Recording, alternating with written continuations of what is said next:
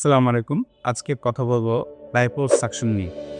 Liposuction বর্তমানে বিশ্বব্যাপী অনেক জনপ্রিয় একটি কসমেটিক সার্জারি পদ্ধতি।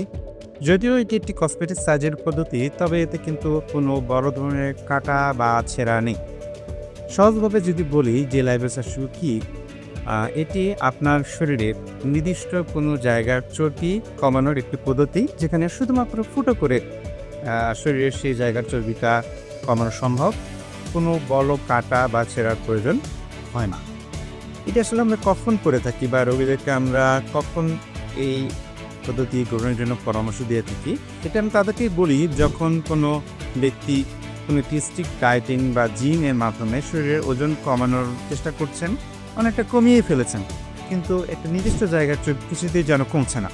তখনই আমরা তাদেরকে পরামর্শ দিয়ে থাকি লাইপোসাকশন এর মাধ্যমে শরীরের সেই জায়গার চর্বি কমানোর মাধ্যমে তিনি তার স্বাভাবিক বা অনেকটা স্বাভাবিক গঠন ফিরে পেতে পারেন।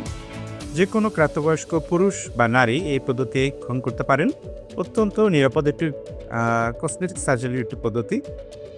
তো এই পদ্ধতির জন্য আসলে আপনার দীর্ঘদিন হাসপাতালে ভর্তি থাকার কোনো প্রয়োজন নেই। দেখা যাচ্ছে যে অনেক সময় আপনি সকালে করে সন্ধ্যায় বা বিকেলে চলে যেতে পারবেন, অথবা যেদিন করলেন তার পরের দিন আপনি চলে যেতে পারেন। অর্থাৎ এটির জন্য যারা কর্মজীবী বা চাকরিজীবী আছেন তাদেরকে একদিনের বেশি আসলে অফিস থেকে ছুটি নেওয়ার প্রয়োজন নেই। আর ছুটির দিনে যদি আপনি এই পদ্ধতি গ্রহণ করতে পারেন তাহলে তো ছুটির প্রশ্নই নেই। আমাদের মায়েদের ক্ষেত্রে দেখা যায় যে একাধিক গর্ভধারণের ফলে তাদের তলপেটে যে স্থূলতার সৃষ্টি হয়, সেটি আবার দেখা যায় যে কেবলই লাইপোসাকশনের মাধ্যমে স্বাভাবিক গঠনে ফিরিয়ে আনা সম্ভব হয় না।